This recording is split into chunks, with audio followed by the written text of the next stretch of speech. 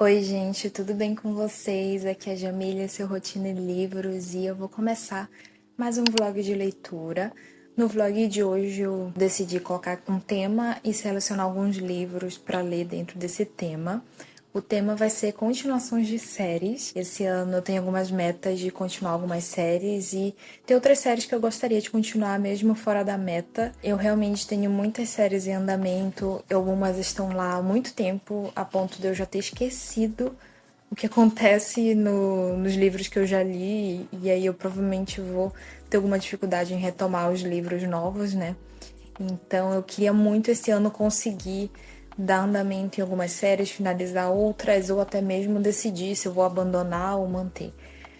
Mas é isso, e esse vlog já vai ajudar bastante nisso, porque eu selecionei 3 livros para ler, 3 livros que são continuações de séries. A minha TBR para esse vídeo é O Chamado do Abismo, da Bianca Jung.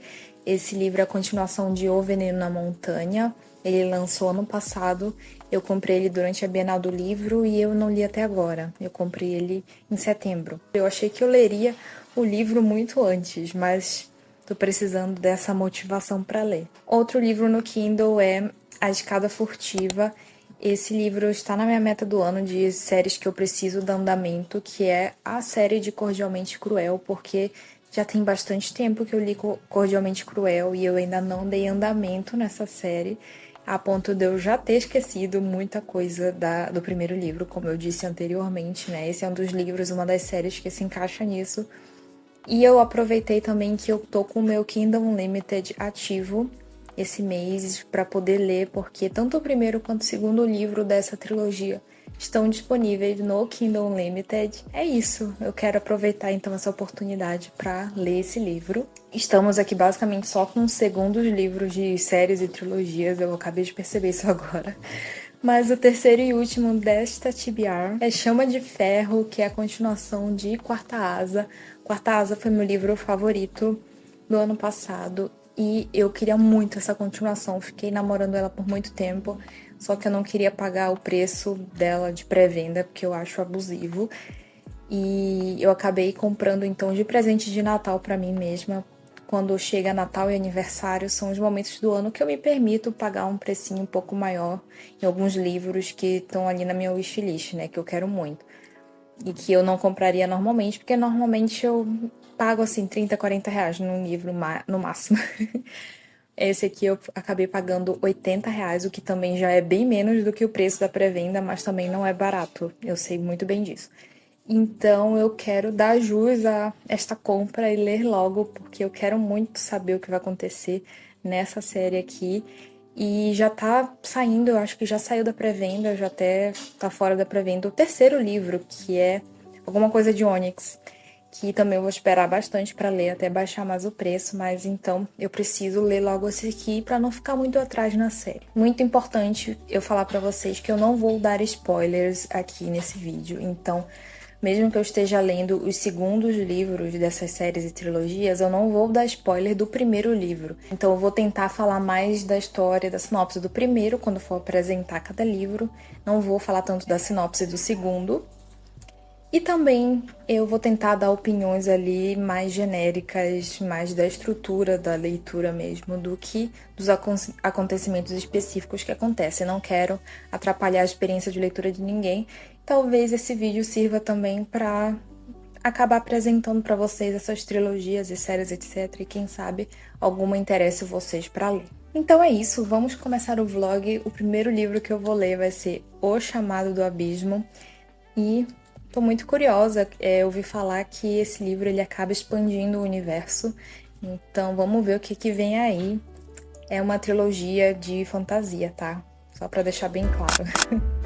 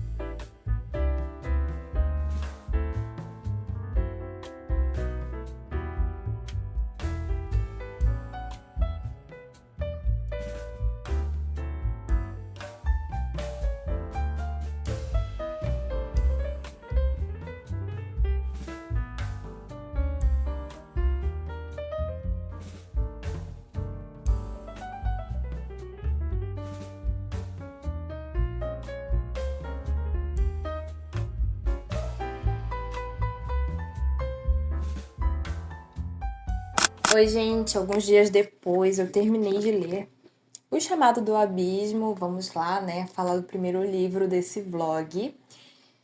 Ai, gente. Vamos lá. Primeiro, deixa eu falar pra vocês um pouco da sinopse do primeiro livro, tá? Não vou falar da sinopse do segundo porque pode ser spoiler. Mas no primeiro livro a gente vai acompanhar a Kalina Caster, tá? Antes de tudo, essa é uma história de fantasia.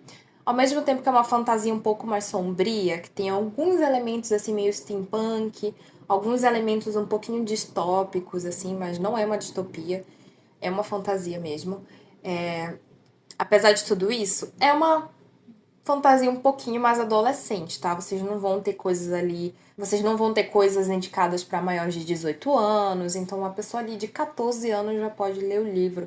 Não tenho certeza qual é a indicação aqui de idade, tá? Mas eu acho que a partir de 15 anos, 12 anos já tá de boa. Enfim, não tem nada muito gráfico, tá? São mais assim algumas indicações de que algumas coisas aconteceram, mas nada extremamente gráfico, cru, enfim. Tá, no primeiro livro, O Veneno na Montanha, a gente vai acompanhar a Kalina Caster. A mãe dela foi presa, porque eles moram ali naquele reino que tem esse governo autoritário. E a mãe dela foi presa, foi mandada para essa prisão, que essa prisão, assim, é tipo o terror. O pessoal vai para lá para morrer, sabe?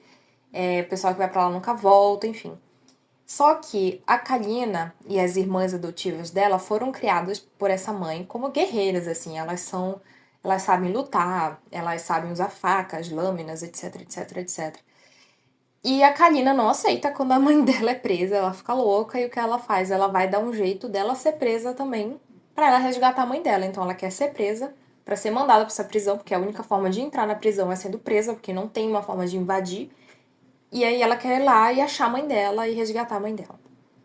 Só que aí, tipo, coisas vão acontecer, a Kalina vai descobrir mais sobre o passado dela, sobre a mãe dela, sobre este mundo, enfim, que é um mundo que tem muitas falhas, tem esse governo autoritário, muita gente sofrendo, como é a hierarquia dessa prisão.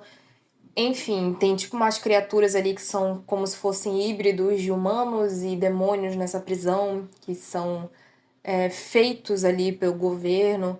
E essas criaturas, elas estão matando ali. Essas pessoas, né? Pessoas que são híbridos estão matando os presos, etc.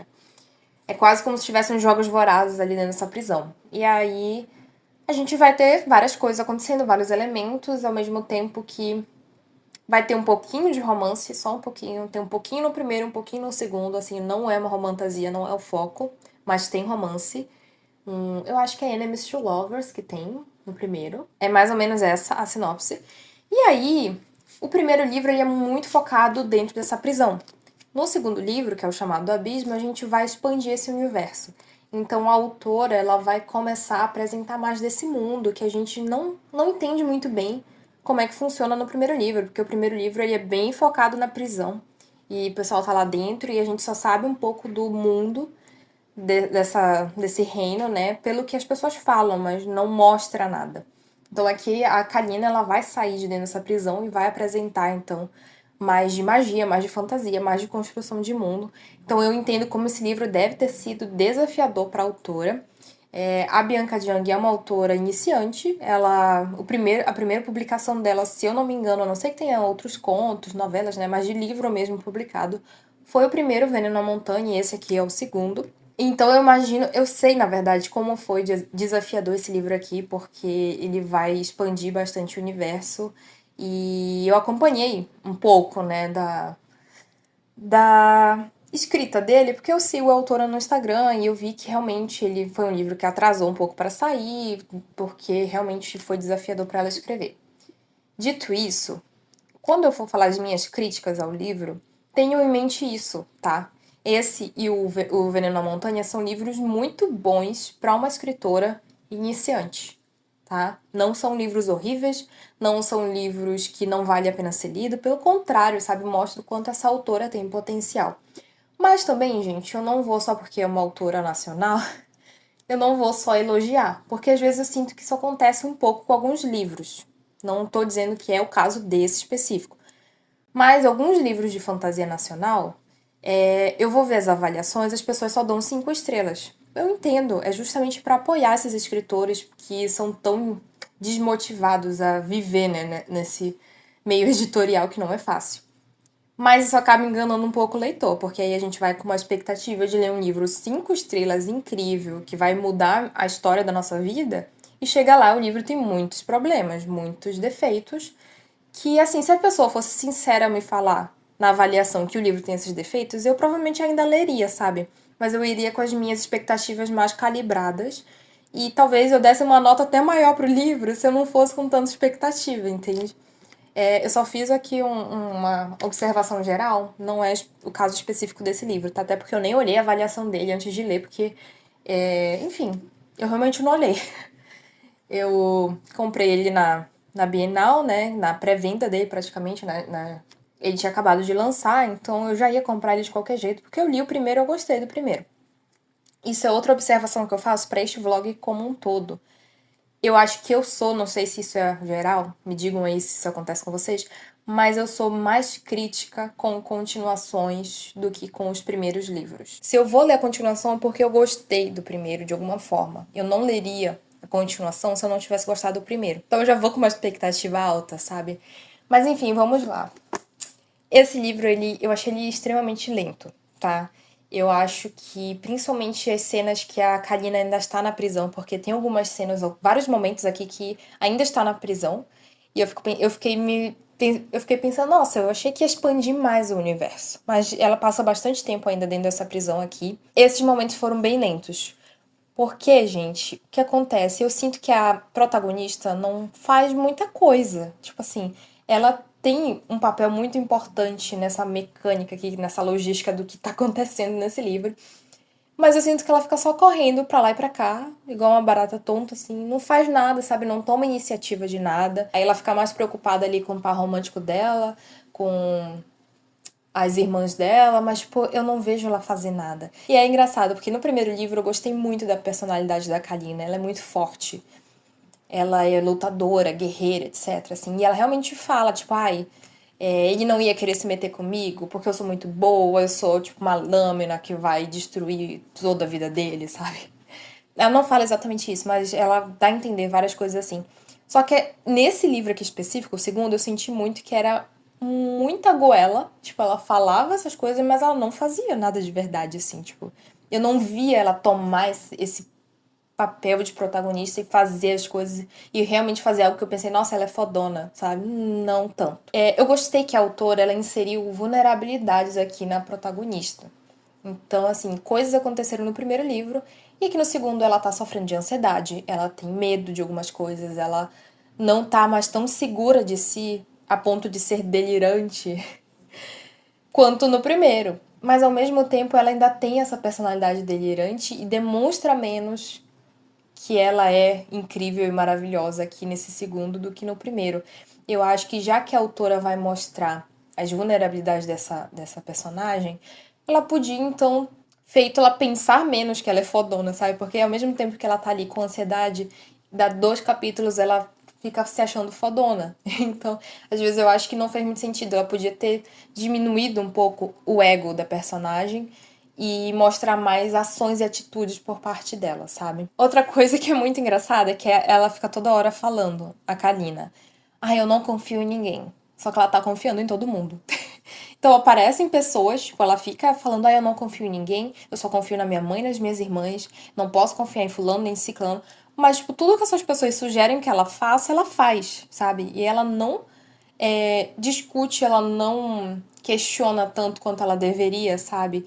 Tanto que tem alguns plots aqui que são muito previsíveis e só a Kalina não tinha percebido o que ia acontecer. Mudando um pouco o foco, tirando da Kalina, os personagens secundários aqui eu sinto que eles estão muito rasos. Eles estão realmente sem personalidade. O que me deixa triste, sabe? Porque tinham personagens aqui com muito potencial que eu entendia que no primeiro livro não tinha dado tempo de explorar eles.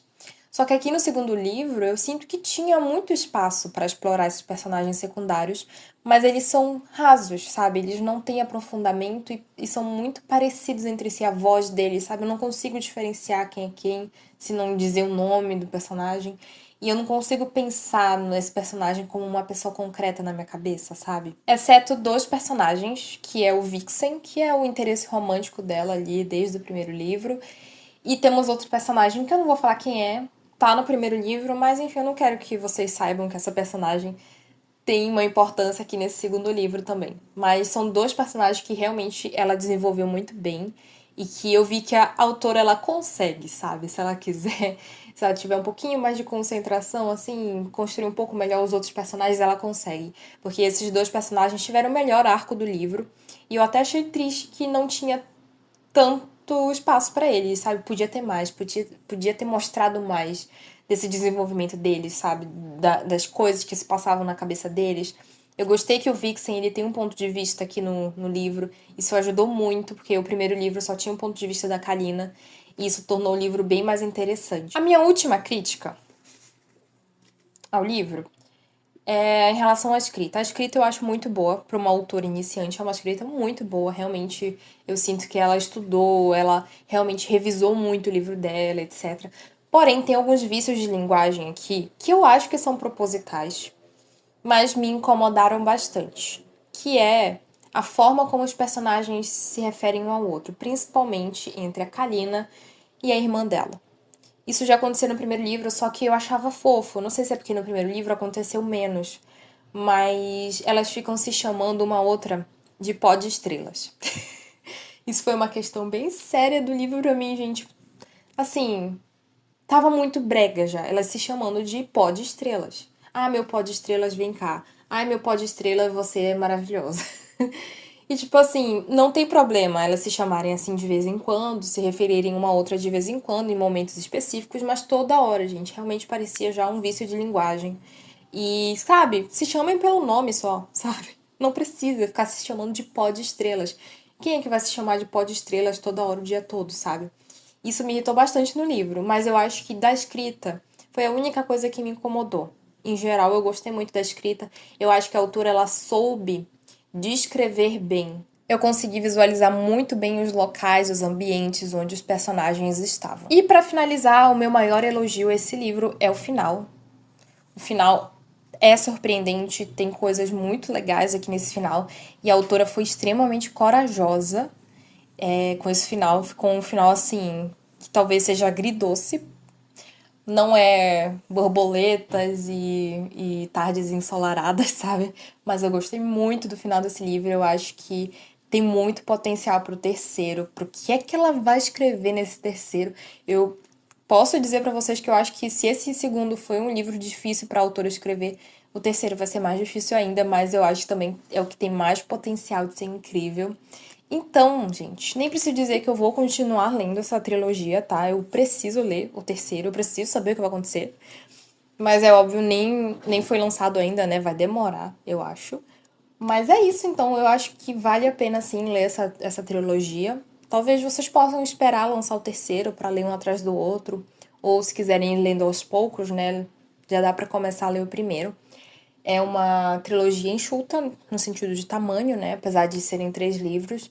É nacional, então vale muito a leitura. Se eu não me engano, este livro e o primeiro já estão no Kindle Unlimited, tá? Se vocês quiserem ler pela Amazon, pelo sistema de aluguel da Amazon, tá disponível lá. E é isso, gente. A minha nota final para este livro é 3 estrelas, tá? Agora, o que eu vou ler em seguida vai ser A Escada Furtiva, que é a continuação de Cordialmente Cruel. Cordialmente Cruel não foi o livro perfeito pra mim, tá? Foi um livro que eu fiquei meio assim, será que eu continuo, será que eu não continuo?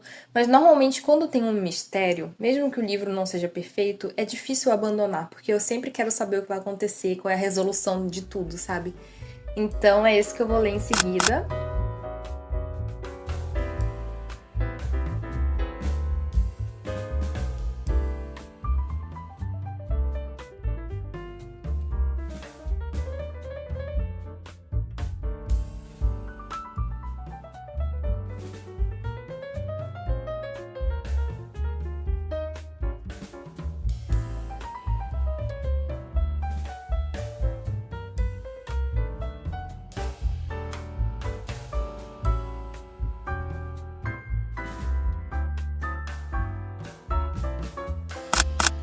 Oi, gente, tudo bem com vocês? Eu li A Escada Furtiva e agora eu vou falar pra vocês o que eu achei. Começando pela sinopse de Cordialmente Cruel, que é o primeiro livro, tá?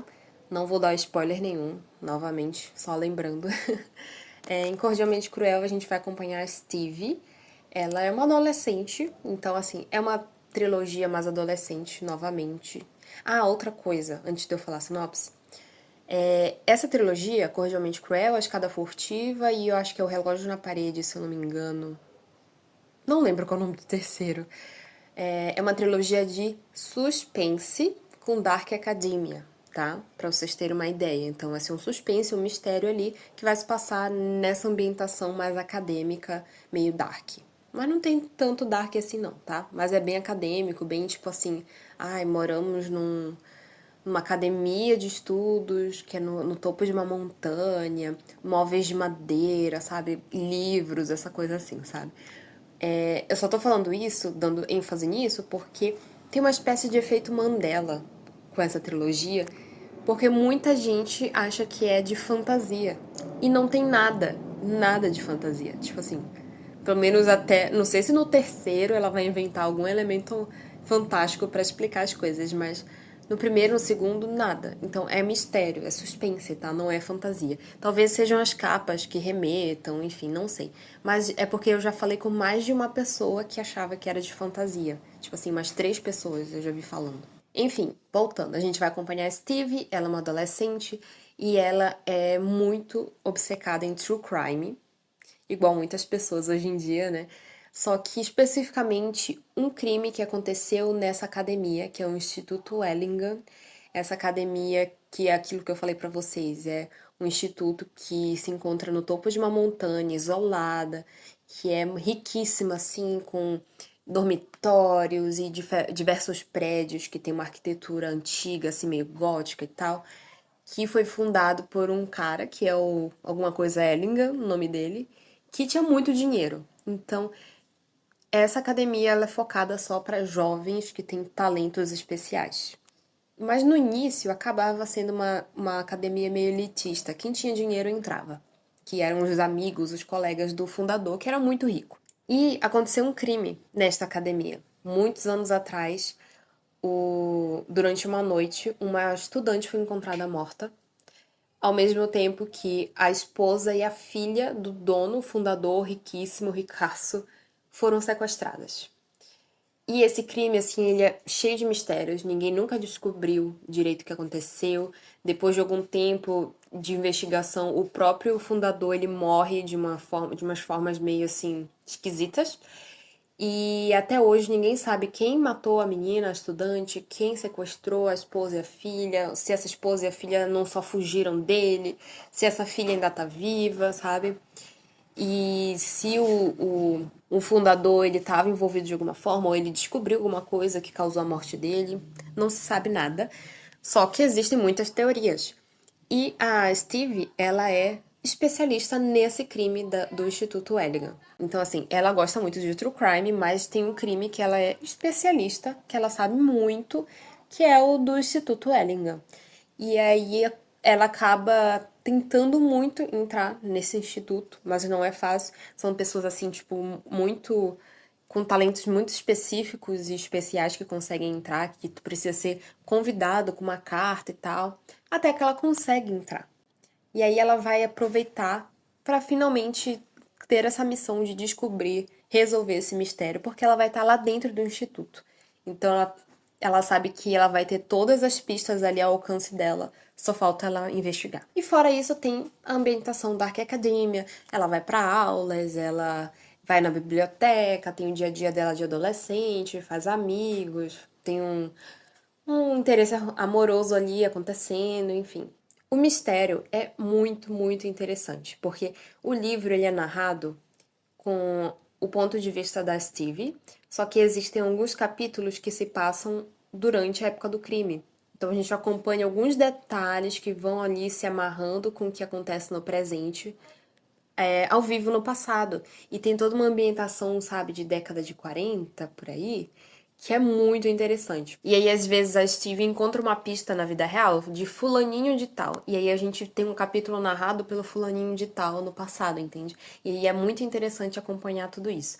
Ao mesmo tempo que é confuso, porque assim, no início a gente não tem informação nenhuma, é um livro mais adolescente, então não é tão confuso assim. É bem fácil de acompanhar. Apesar de eu gostar muito dessa ambientação, do mistério, enfim, de tudo que acontece, o grande defeito do livro, tanto do primeiro, mas principalmente do segundo, é quando não está falando do mistério. Então, quando a gente está ali acompanhando a Steve nas festinhas do colégio, fazendo amizade com os outros estudantes e principalmente com o interesse romântico dela, é muito chato, gente. Porque, querendo ou não, não é pra nossa idade.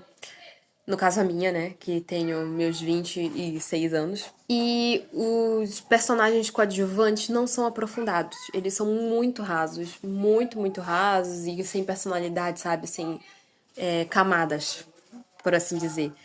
E eu acho que o pior de todos pra mim é o interesse romântico dela, porque ele é chato. Tipo assim, ela tentou fazer um personagem diferentão. Só que eu só fico, tipo, sabe, rolando meus olhos, ai, ô diferentão. Ou o cara, tipo, que não se importa com a opinião dos outros. E, tipo assim, no fim das contas, eu só vejo uma pessoa sem personalidade, sabe? É zero aprofundada. E eu não consigo me importar nem um pouco com o romance, com essas relações da Steve com esses outros personagens, sabe? E eu acho que não é só porque é um livro adolescente. Porque, por exemplo, eu li o Manual de Assassinato para Boas Garotas e eu gostei muito de como se deram, assim, os relacionamentos, tanto amoroso quanto de amizade, sabe? Eu me importei. Mesmo que fossem ali adolescentes, pré-adolescentes, ainda no colégio, sabe? Mas aqui eu acho que a autora não soube fazer. Ela sabe muito bem construir esse ar de tensão, de mistério, de ambientação sombria, mas os relacionamentos, as trocas entre os personagens, os diálogos, sabe? E aí já peca bastante. E isso pesou mais pra mim no segundo livro, porque o primeiro eu sinto que ele tinha mais coisa de mistério. Tinha mais mistério acontecendo. No segundo livro, a gente vai ali tentar entender tanto do passado, mais coisas do passado que ela quer descobrir, quanto um outro mistério ali do presente que está acontecendo. Só que eu sinto que, sim, se eu fosse pegar só as páginas dela desenvolvendo o suspense, o mistério, ia dar umas 50. E o livro tem suas 300 páginas, 300 e alguma coisa. O resto é só ladainha de adolescente. Mas também eu sinto que esse segundo livro ele ficou mais sombrio, mais pesado, que coisas ali aconteceram no primeiro livro e continua acontecendo aqui no segundo livro que não tem mais aquela sensação infantil de ai, vamos desvendar um mistério. Não, a gente sente aqui que as coisas têm consequências. Isso eu achei interessante. Que coisas ali ruins, pessoas podem morrer, sabe? Coisas ruins podem acontecer no presente. Não é só porque é um mistério que aconteceu há décadas atrás que não vão ter consequências nos dias de hoje, sabe? Isso foi muito interessante. E o mistério, o suspense continua também extremamente interessante pra mim. E é só por isso que eu vou continuar lendo, tá? Apesar de eu não ter paciência nenhuma pra parte do romance adolescente, amizades, festinhas. Os amigos da Steve, eu acho que eu nem lembrava quem eles eram aqui quando eu comecei a ler o segundo do primeiro, sabe? Porque eu esqueci de tão não importantes que eles eram. Mas o suspense ele me mantém presa, então eu quero saber como é que vai ser o desfecho disso tudo. Então com certeza eu vou ler o terceiro livro, que eu não me lembro o nome, e espero que tudo feche muito bem no terceiro livro. Eu vi que a autora lançou alguns spin-offs ou prequels, não sei. Tem mais livro aí nessa história, nesse universo, mas eu não vou ler. Eu vou ler realmente só a trilogia e eu espero que o suspense e o mistério se feche nessa trilogia, assim como se fechou nos Jogos de Herança, né? Pra eu não ter que ler os livros extras, porque aí eu não me interesso muito. Eu nem me importo tanto assim com a Steve, sabe? Mas é isso. Eu dei 3 estrelas para a Escada Furtiva e vamos para o próximo livro. Eu deixei o melhor pro final, obviamente, né? Não sou besta. Vamos para a Chama de Ferro em seguida.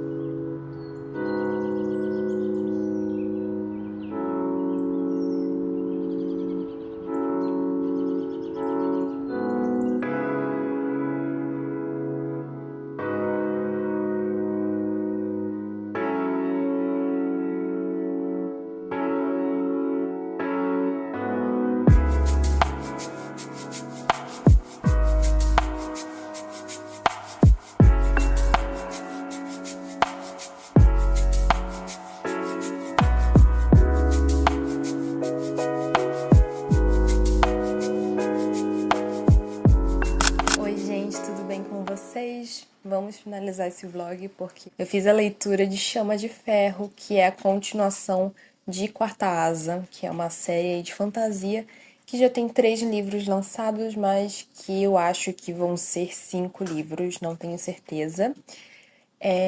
Vamos lá, né? Fiz a leitura deste pequeno livro de quase 800 páginas. E, gente, novamente foi uma leitura muito prazerosa, assim como Quarta Asa. Eu acho impressionante como são livros que, apesar de serem extensos, principalmente esse aqui, né? Mas Quarta Asa também é um livro grande. Eu fico muito imersa na leitura, é muito rápido para mim ficar interessada na escrita da Rebecca, né? Da Rebecca Yarros, não sei como é que fala. Não vai estar dando pra eu ficar segurando o livro aqui, tá, gente? Porque ele pesa, eu já tô com meu ombro doendo.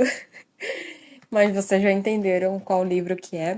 A escrita dessa autora é simples, mas ao mesmo tempo é interessante. Ela consegue construir uma protagonista e um protagonista, né? São 2 personagens ali convincentes e que eu gosto de acompanhar. Eu gosto de saber o que é que eles vão fazer, sabe, a cada obstáculo que aparece para eles. Mas, enfim, sobre a sinopse da história, né, de Quarta Asa.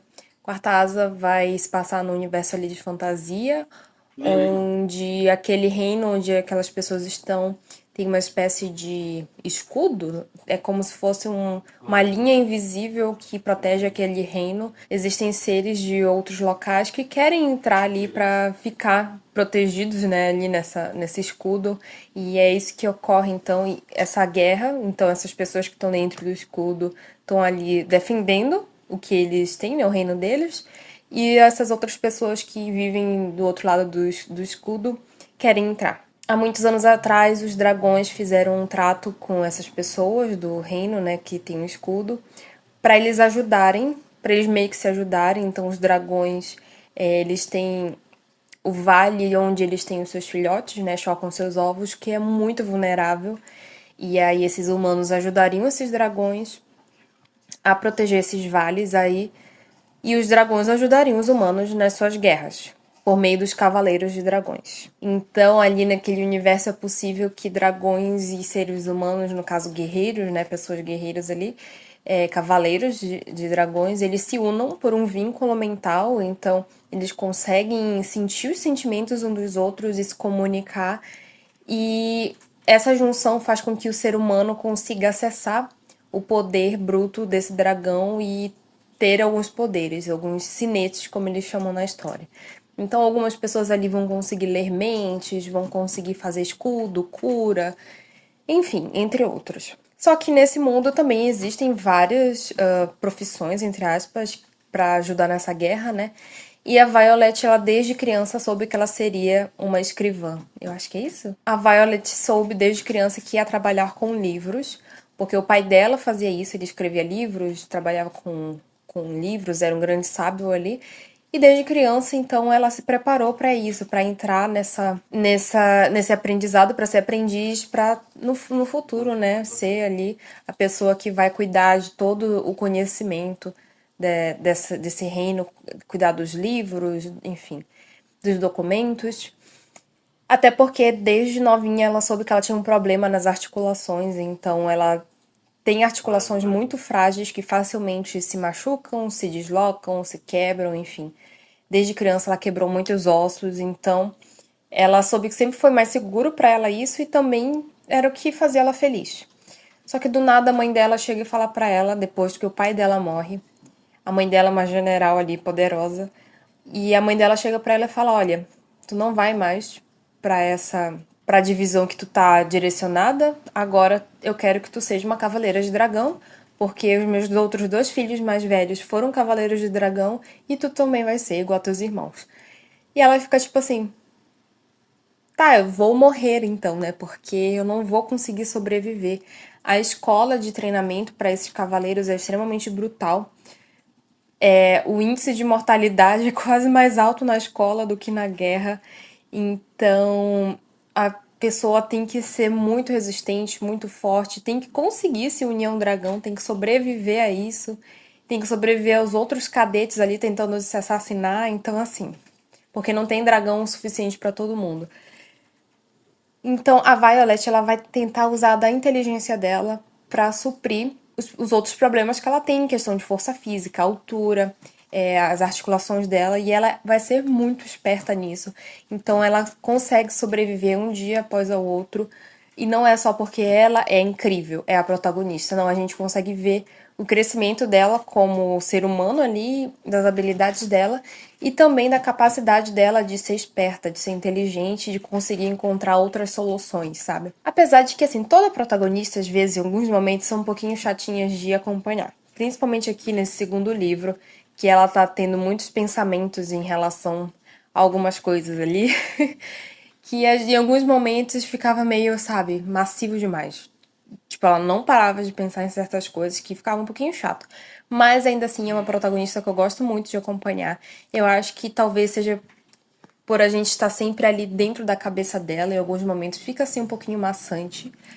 Mas em geral, eu gosto muito dos pensamentos que ela tem, das ideias que ela tem, da forma como ela age nas situações de perigo. E quanto mais os dragões são inseridos na história, fica mais interessante. Mas aqui os dragões são muito presentes na história e eu acho tão legal. Tipo, eu me divirto muito com eles, eu gosto muito.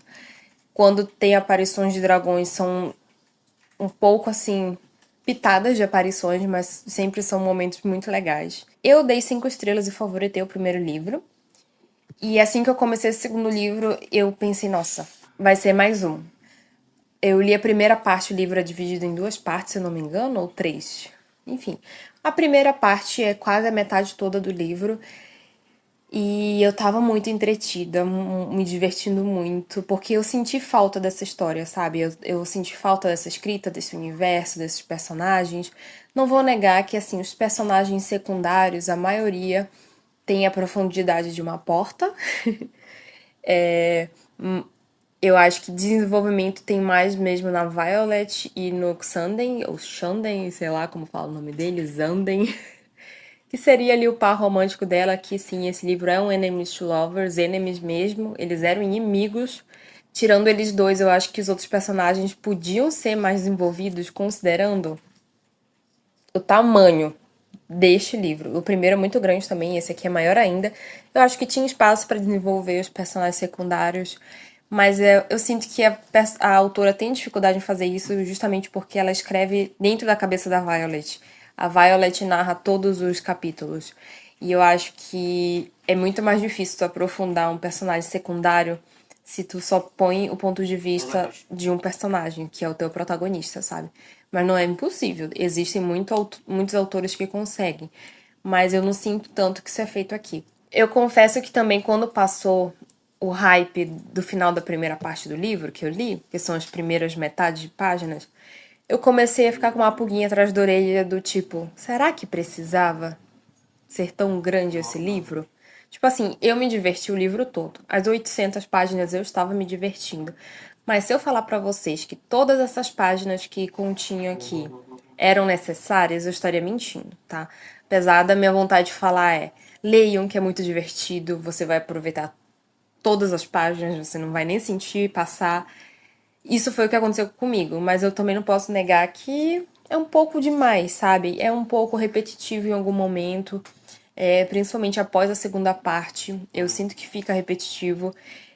Eu acho que a autora ela torna a parte acadêmica ali muito mais complexa e difícil do que a parte da guerra em si, sabe? Quando tem cenas de guerra onde o verdadeiro inimigo é enfrentado, eu sinto que é tão rápido, passa tão rápido, tem muito menos dificuldade, muito menos profundidade do que as cenas onde a Violet, sei lá, tá passando por alguma prova na escola de cavaleiro que ela tem que fazer alguma coisa, sabe? Muitos personagens morrem, e eu sinto também que esses personagens morrem mais na escola do que na guerra, sabe? E pra mim isso não faz muito sentido. Mas fora isso, eu ainda assim me diverti demais nesse livro. Quando eu tava lendo ele na minha maratona de carnaval, eu li a primeira parte inteira na maratona de carnaval. Vou deixar o vlog pra vocês aqui no cantinho, né? eu disse pra vocês que se continuasse daquele jeito eu ia dar 5 estrelas e favoritar.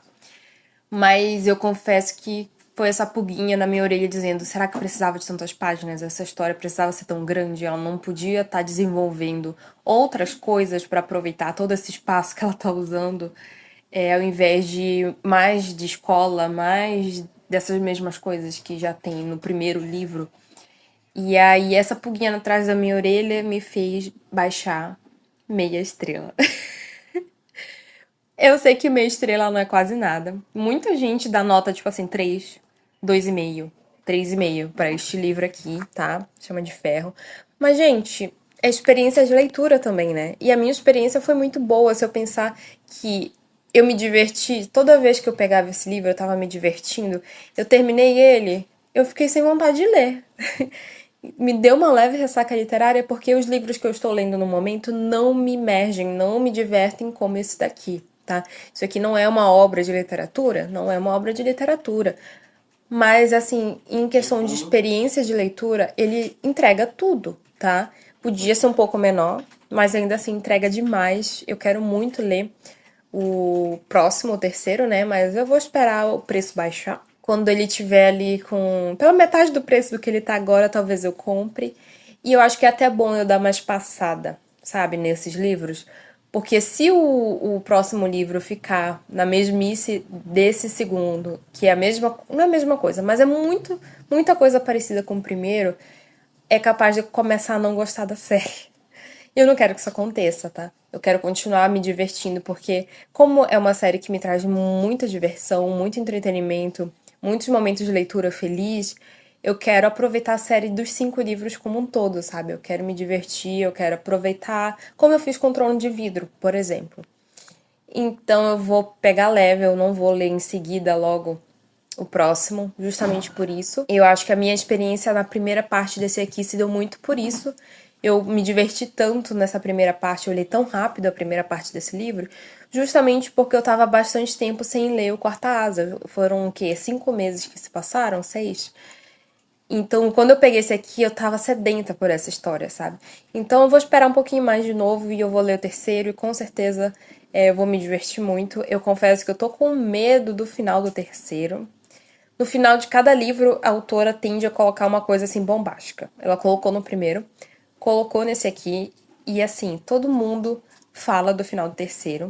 Tem gente que gosta, tem gente que não gosta, então eu tô com medo. Tô com medo dessa autora ter matado alguém muito importante, ter feito, sei lá, a Violet fazer uma coisa muito questionável, mas eu não sei, tá? Não sei.